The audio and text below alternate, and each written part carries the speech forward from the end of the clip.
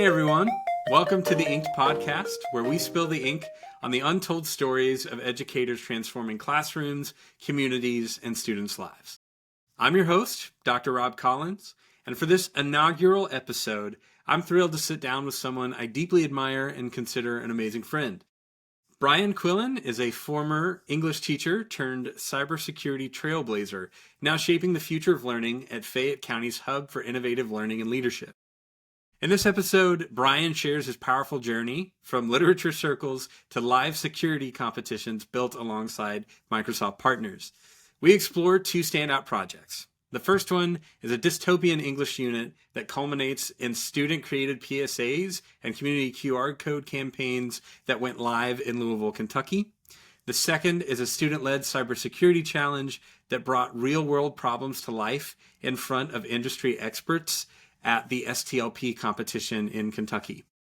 We're going to dig into what it means to design learning that's relevant, that's rigorous, and real, with students at the center. We have some actionable takeaways for teachers, so using AI tools like ChatGPT and other LLMs to support creativity and documentation, not just to shortcut learning, to create opportunities for students to share their work publicly, and to center projects on student voice, on process, and on purpose. Let's dive in.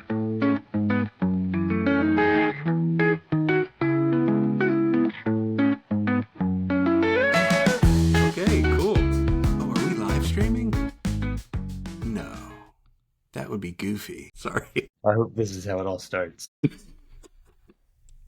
Oh, whatever. If we are, no big deal. No one has the link. So, Bryan, good afternoon, sir. Thank you so much for joining the inaugural episode of the inkED podcast. We've had a little chat before this, but I just have to know, how are you feeling today?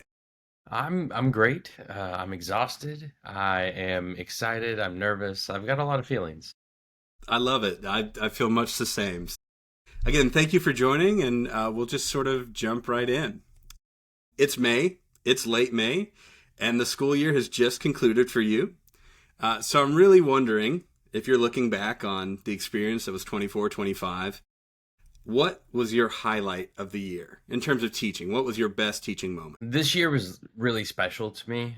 This was the last group of students that I ever taught English. They graduated this year. The first group of students that I taught cybersecurity to, they graduated this year. The STLP students that I once stayed with, they graduated this year. So it's this extremely impactful year for me. But I think out of all of the things, I tried to comb through my brain to figure out what this moment would be. But I had a group of 4 students that I worked with, and we created this live challenge for STLP. A cybersecurity live challenge was the first one that STLP has ever hosted, and I got to do it. And rather than me run the show and make everything in my own vision, I had 4 students that worked with business partners from Microsoft in order to build this game module that all of the other students at this competition played. And this took months. It was months of writing stories. It was months of getting feedback.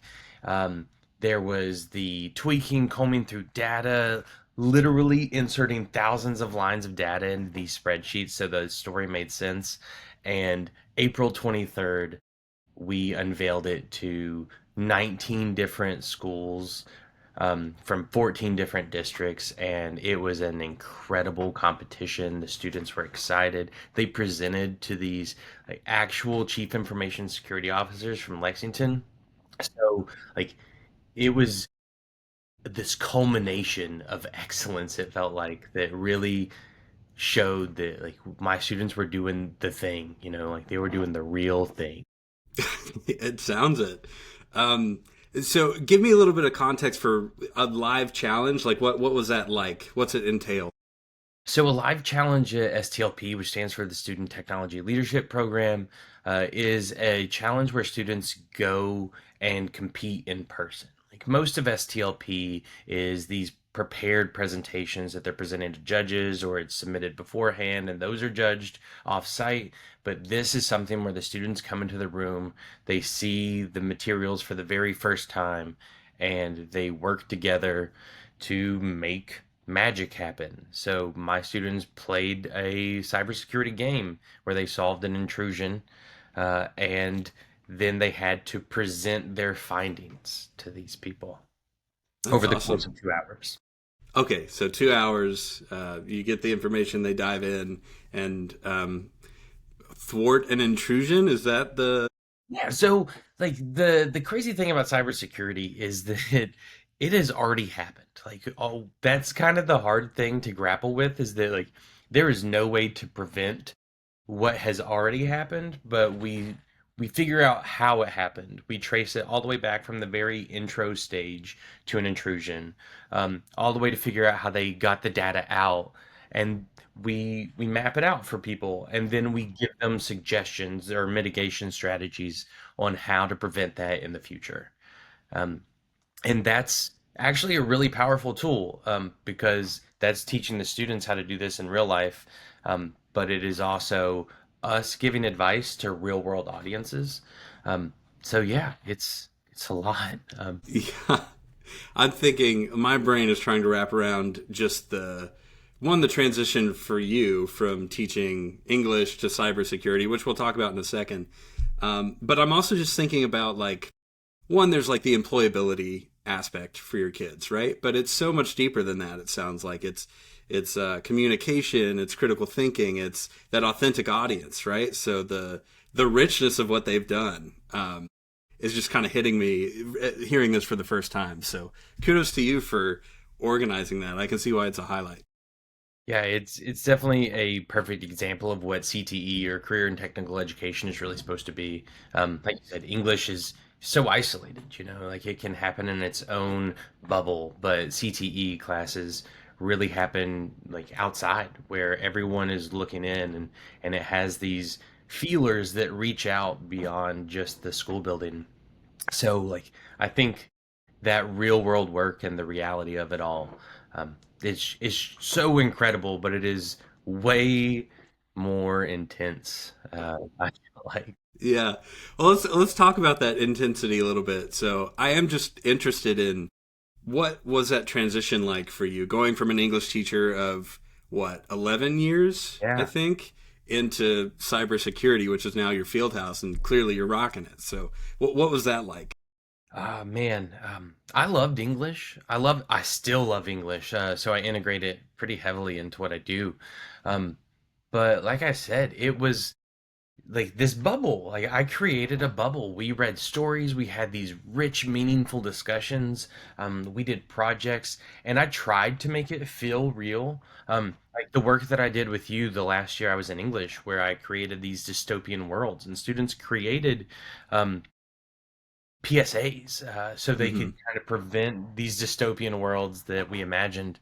Um, but there's still not that click. The what I'm doing actually matters. No matter how hard I really tried. I mean, it's there, but like it's real in the CTE. Um, but when I decided to take that job, my principal offered it to me, and it less than 24 hours, I was like, yeah, why not? Um, and then I remember stepping into the classroom thinking I had made a horrible mistake. Like, what did I do? Like, I don't know how to do any of this. Yeah. So I worked for like 6 months to really find my bearings and get students interested in this subject that is so real and relevant and important to them. um, so I definitely felt pressure. There were a lot of stakes. They wanted me to find my own business partners, and I remember saying like, I've been an English teacher for 11 years. How do I find a business partner for cybersecurity? So like I reached out on Facebook. Like, isn't that what we do now? What Yeah. up, 2024? So yeah, there was just that radical change, like literally two sides of a coin. But I did use English as my crutch. I found a way to have students explain and discuss these issues that are very ethical. It's a great way to tie students into the caring aspect of it all. So I Hmm. think I really did find my power in English, but it became so much more real very quickly. Yeah, that's awesome. I stand by the power of English education to really build up that critical thinking and developing your thoughts and how to communicate them.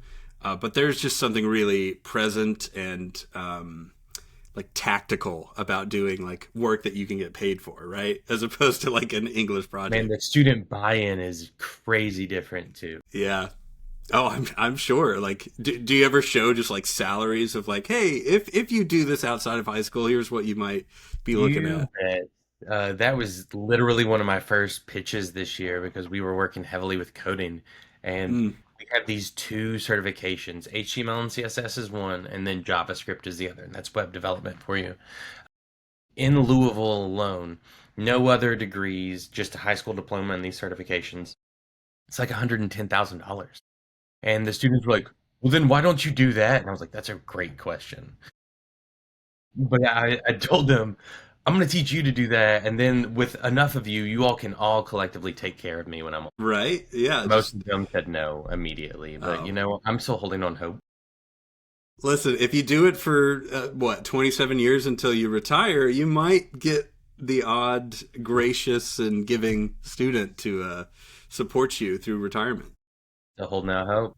Look, we'll see. That's awesome, Brian. I know very little about cybersecurity, and I'm really interested in hearing your story and hearing how your kids are relating to it. One thing, though, I kind of want to shift a little bit. This podcast is about uncovering the experience of teachers, not just as teachers, but also as learners. So I want you to comb through the recesses of your mind and think back to the learning experience that was most impactful for you. And this could be in your K-12 education.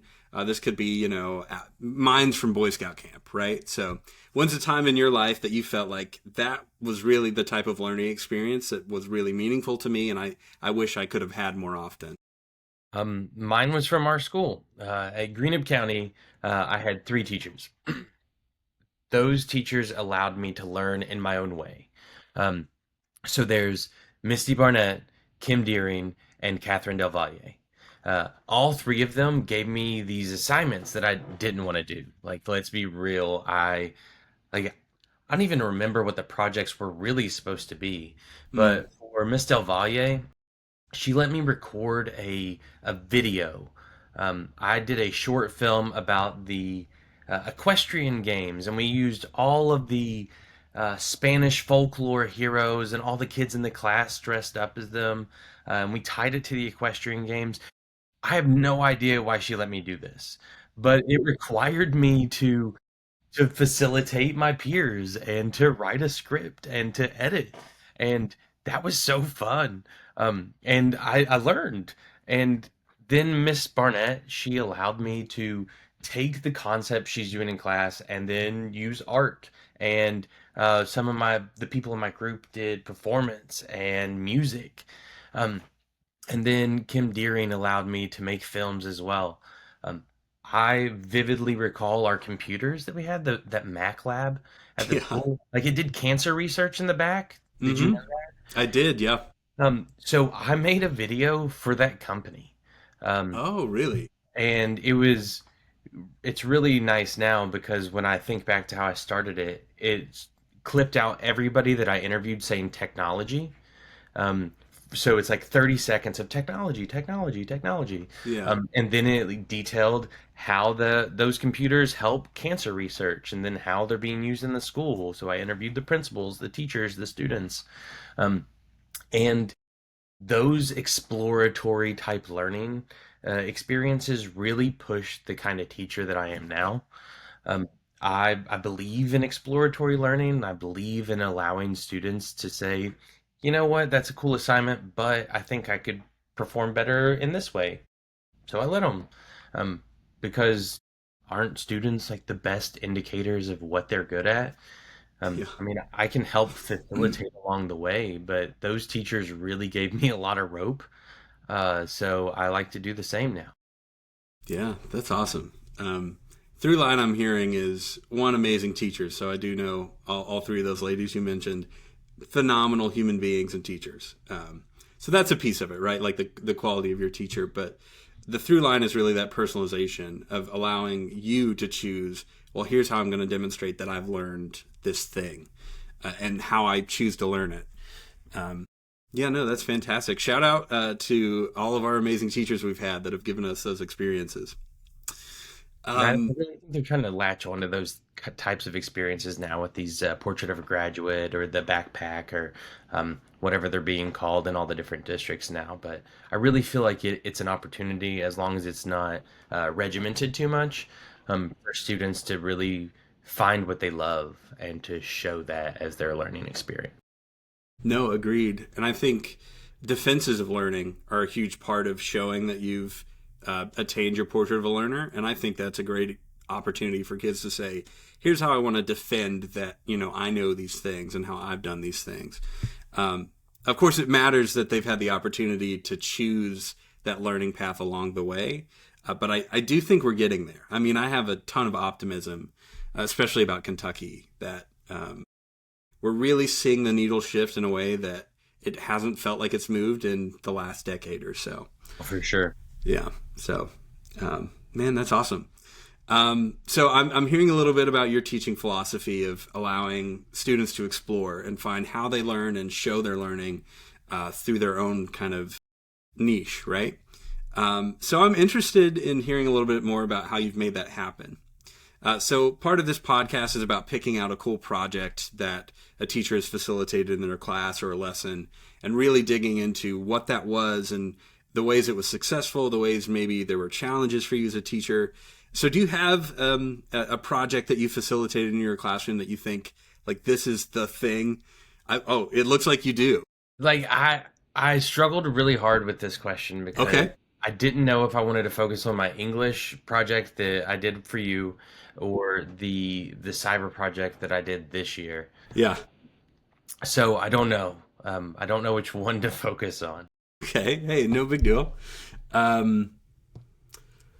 Well, I'm wondering if you had to look through it and say you're working with, a teacher in their first few years, if there was one project that you could say, look, let's walk through this together and see some of these mistakes I made, some of these really glowing moments I had, which one would you share with them to demonstrate, like, you can do this too in your classroom? I'd probably go with the English since it's a little more palatable to the general population. Okay, so our choice is between palatable or, rockets off to space, right? Is that the dichotomy here? It's I mean, one of them is like legitimate standards that most people would know. Another one, we did a security audit for a water plant. That's not real. Well, hey. Oh, man. Now, I hate to pigeonhole you. Man, I'm going to let you pick if you want to roll the dice. All right. Well, you know more about this one, so let's go with the English. Okay. So, to give a brief overview, I tried so hard to think of how to make an innovative lesson that would be worthy of sharing. And I am a huge fan of dystopian literature.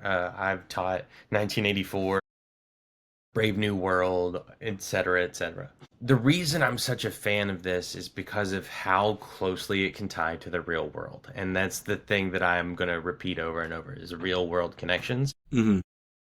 So the first step I did to this after we read 1984, the students really understood what a dystopia was. We tied it to the world that we live in. I asked them what's a problem in the world that they can't stand, that they would want to fix. So we ended up with things like pollution and violence and racism, and it goes on and on. These like very large, poignant ideas that students want to grapple with. So what we did is we imagined the future, 100 years in the future, if this problem isn't fixed. And we started building a world. So the very first step to this was building a website just so they could get all of their ideas in one place. And we said, how would this world look in 100 years? And honestly, this is when ChatGPT first came out on the scene. Yeah. So I ended up using it quite a bit here as students gave me these synopses of their worlds. So a world where people were lazy in education, kind of faltered. We relied heavily on AI, right? That was their whole point. We let robots do the things, and then people lost the skills, and so we were essentially beholden to AI. So I took that synopsis and I put it in ChatGPT, and I said, write me the first couple paragraphs of a informational news article, um, 70 years into the issue. So the students took that article and they had to fill it in essentially and create a timeline of how we got from where we are to where we're going. They had to write journals from the perspectives of the citizens over the course of this development. Um, and all of that led to creating a PSA because the worlds were awful. And I think the students really liked making these awful, awful places to live. Um, Right. it was a pretty bleak space we found ourselves in, Yeah. but the thing that brought levity to that and made it so nice is this. The PSA was the students' opportunity to say, hey, here's my world that I created, and it's awful. However, this is 100 years in the future. We can fix it if we take action right now. Um, and that was beautiful. I had a lady from the radio come in and talk to the students about how to make a PSA. We talked to the author of All Rights Reserved, Greg Katsoulis. And then we took our PSAs and our websites and we created QR codes and put them all around the community so people could see what it required to take action. Um, Now, like, that's a ton. Like, it was a 12-week project. And I remember you saying very specifically to me when I was sitting in a room saying, like, I just don't think I have enough. And you're like, I think you have way more than you think. Yeah. Um, and that became very true when I started rolling this out because I wish I had had another school year to do it. Um, but this was my last year of English. I wanted to go out hard. Um, You certainly did. so I think that was by far the most innovative thing I've ever done in my classroom. I created so much uniqueness for the students, and they had so much control over what their worlds looked like.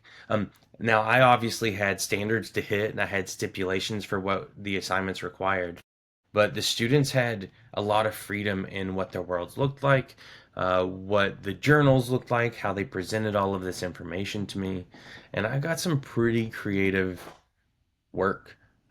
I was actually just looking at it the other day because I'm leaving and I have to clean out my drive. So Yeah. I started looking for all of these websites and articles and stuff so I could keep them because I refuse to let good work like that just disappear. No, absolutely. The time and the effort, right, and the creativity is so worth preserving. And I want to hit on something. So I heard you talking about like the bubble of English a little bit, and it does feel a little disconnected. And I that was certainly true when I was teaching.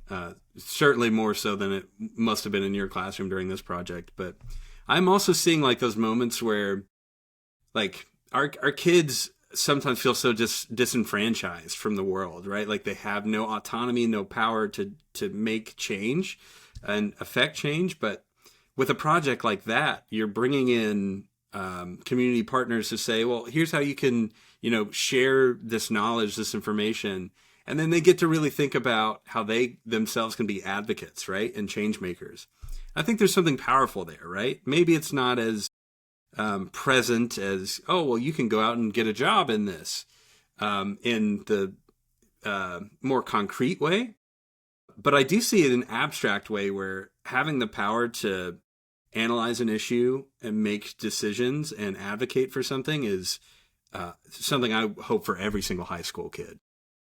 Yeah, that's what I wanted to offer. I've always been a big fan of encouraging students to use their voice, and I even wrote it in all of their yearbooks. Like, don't forget, like you have a voice. Yeah. That's the whole point of that novel, All Rights Reserved, the one by Katsoulis. Hmm. Um, the people who are more disenfranchised can speak less and have less of a say in how the world works. So I wanted to make sure that never happened to our students. And yes, you're very right. Like the abstract feeling, like students can take it if they remember it and they like really internalize that message and Hmm. they can absolutely change the world. it's never going to get them hired, but it might make them a better person. And that's really what I was after. I think my entire, like the very first day, I'm like, I don't care if you learn English. I just want you to walk out of my classroom a better person than when you walked in. Yeah. Look, I think that's a critical piece of it, right? Like there's a piece of being in school that is about your human self, of growing as a person, as a connector, as a friend. Um, yeah, I don't know. People don't harp on that enough, right? That it is about being a better human and interacting with other humans. So Yeah, thank you for, there's so much emphasis on standards and tests, yeah. and like that is it robs me of my passion a lot of time. Mm. Rob. But uh I never wanted that to be the case. Yeah. I even had a principal once say, "You don't tell students that you don't like tests, do you?" And I was like, "No, of course not, but I do." Every time I'm like, "Hey, this is not the best way to show your learning, but it's kind of the way right now. So Hmm. like, give it your best, but like, don't think too much about it either." Yeah. Look, you're preaching to the choir. The amount that I loudly talk about the ACT, given that I was an 11th grade English teacher, is probably obscene at this point. But at any rate, so I'm hearing a ton of success in that project you've just shared, right? Like the connection with your community partners is amazing. Getting those PSAs out in the community is really neat. I'm imagining your kids like stapling up in like coffee shops with that QR code. Um, but I know it was a ton of work. I know it stressed you out when you were doing it. I just remember the frazzled aura you had at the KDE building. So I'm wondering, what were the challenges that, looking back, you could kind of foresee, and how did you address them, or would you address them differently? So like I said a little bit ago, this was a 12-week project. Attendance. Attendance Yeah. absolutely kills every time. Even if it's a like a 1 day lesson, like if a student's not there, missed opportunity. And I'm not trying to say that my presence is required, but the discussion that happens in a classroom in a natural environment is really important for a lot of the way that students learn. When students would miss out on something like this, they would fall steps back. Like just imagine like not knowing a whole step of a math problem, and you were literally forbidden from progressing if you don't know. Um, so that hit me pretty hard because I am at a Title I school, and I had students that were always out, always, even in an honors class that you get a lot of absences. But that's why I created the website. I wanted students to have a log of what they've done. And not just that, but their projects were so different that I was willing to allow students to share all of their work all of the time. So I had a repository of all of these websites so students could go and look at each other's and get ideas. There was literally no way to copy, Yeah. um, just none. But they could say, "Oh, wow, I missed this piece," or "I see their idea here and I can improve mine." So that was a nice way to get that. Um, this is also, is this post-COVID? Yeah, this Yeah. is like No, it right was. after COVID. So the students were pretty familiar with online learning, which I never want to do again. But like Fair this enough. way of getting them online was nice. Um, Also the partners. Um, I don't know how I lucked into getting the author of the novel that we had read to talk to us. Honestly, I think it was a tweet. Like I tweeted the guy, Yeah. and he said, "Hey, it'd be cool if I could talk to your students." And I was like, "That would be cool." But like that's not the case for like George Orwell or Aldous Huxley. Like they're not here. Right. Right. But then I reached out on Facebook for the like somebody that could talk to my students about PSAs, and a friend of a friend of a friend led me to this radio personality. Um, so I feel like there was a lot of luck.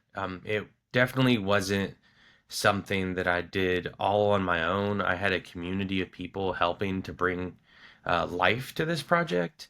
Um, and honestly, a lot of support by my administration.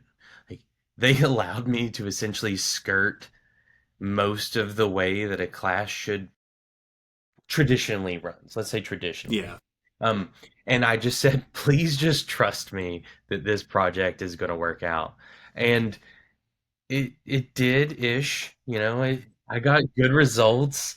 Um, I used AI for those the articles that the students had to write. We used generative images. Um, we did a lot of experimenting.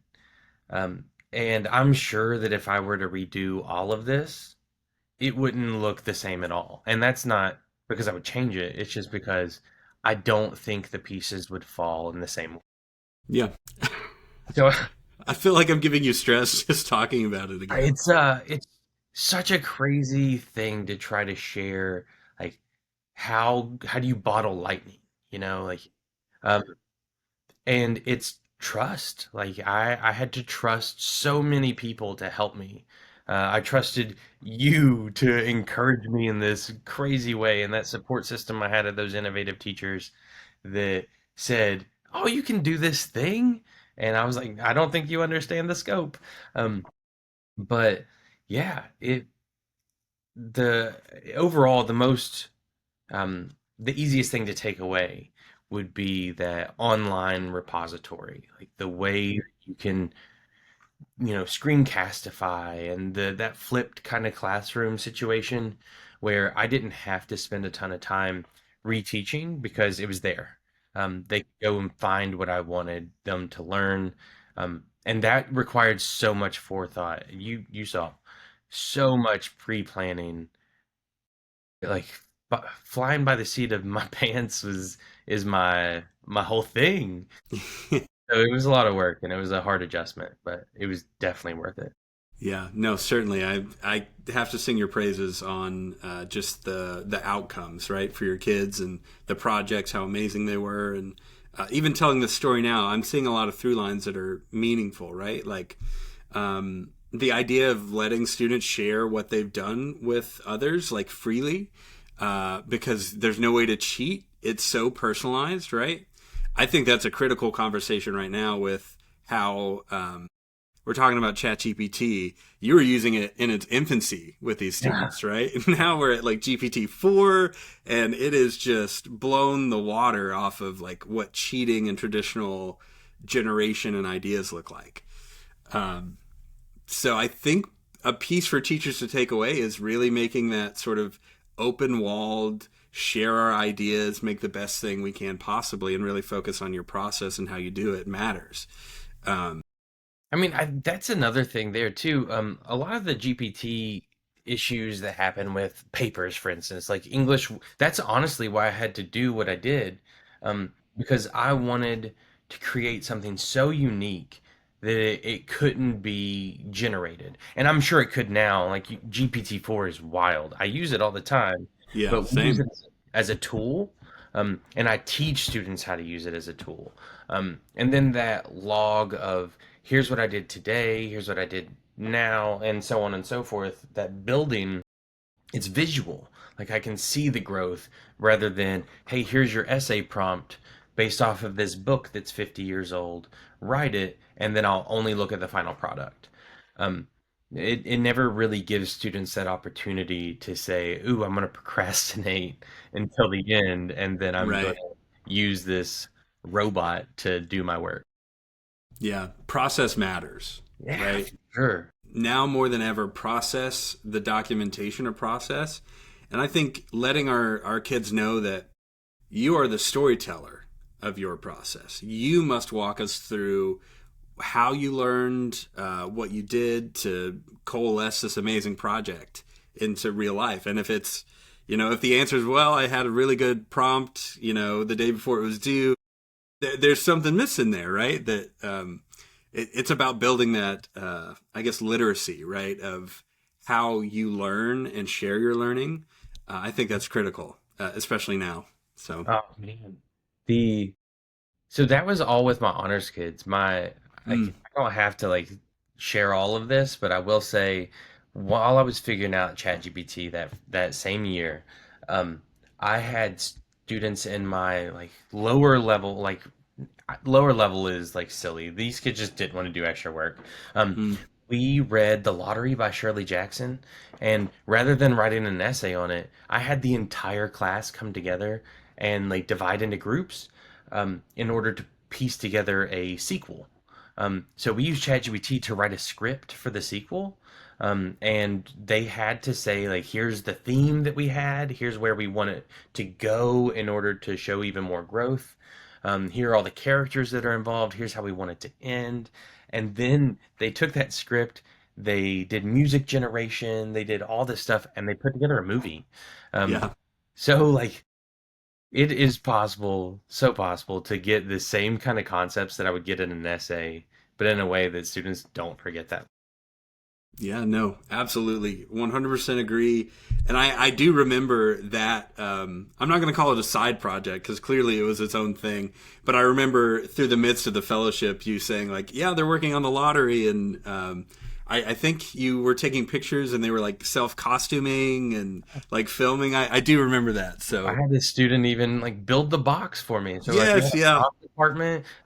I had these boys, these teenage boys, were playing with Barbies in the corner so they could have a storyboard of the way all the shots need to be. But I have pictures that I showed them just the other day because they just graduated. Like Mm. teenage boys on the floor with their feet kicked up behind them, like playing with dolls. It's Yeah, awesome. that's awesome. Oh my God. I mean, we could dig into this all day. And I think first I want to thank you for sharing so much insight into just being in the thick of it. And I think you said flying by the seat of your pants, but I think there's value there, right? Like I'm a procrastinator from way back. So I get that. I think we're simpatico on that Yes, sir. level. So I'll kind of close out a little bit, but I do want to ask about your next journey. So you're leaving the one and only school district you've been at for 13 years, Jefferson County Public Schools in Louisville, Kentucky, and you're moving to Fayette County, so neighboring city, an hour or so away. And you're moving there to teach at the Hill, so the hub for innovative learning and leadership. Man, what's that about? Yeah. So I don't know. I was asked a year ago if I wanted to move, and I was like, no way. That is silly. It's an hour away. I'm not going to do that.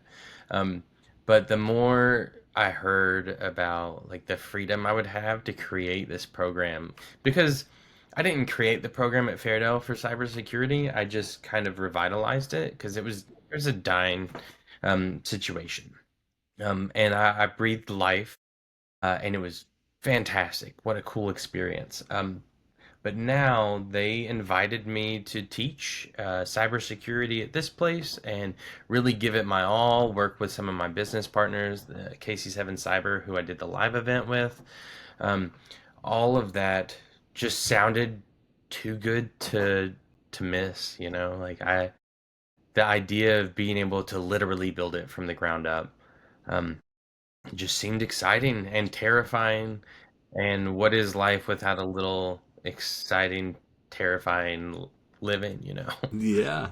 I mean, Um, right on the precipice of that discomfort, right? That's where you grow and um, Jefferson County's huge. It's yeah. 97,000 students. I get the just the students in my resides though because of this whole busing situation that happened post COVID. Um, so it almost felt like I was robbing students all over the city of this opportunity to have cybersecurity or to try it out. Um, so in Fayette, they only have 42,000, which is still huge. But all of those students go to all of their home schools, and there is only one school that offers these career and technical education pathways. So students from all over the city can come here if they're interested in it, and they can have up to two pathways, which is neat too. Mm, So I already know that I'll be sharing several of my students with the game design and development pathway. awesome. And like in my head, I'm thinking and calculating how can I leverage their learning in this class and tie it into mine to create some really unique things. And then like how can I reach out to students in the nursing pathway, for instance, or culinary or aviation and get them interested in cybersecurity in the same way so that we can really create some of the most unique experiences that we're ever going to see in an educational institution. And like maybe that was like really grandiose for me to say it like that. But that's my hope, like I Yeah. want to create this learning that's not happening anywhere else. And if someone's going to give me the opportunity to do that and let me fail forward, call back to what you said earlier, then yeah, I'm going to do it. And I'm going to throw up a little bit while I do. But I got to take that shot.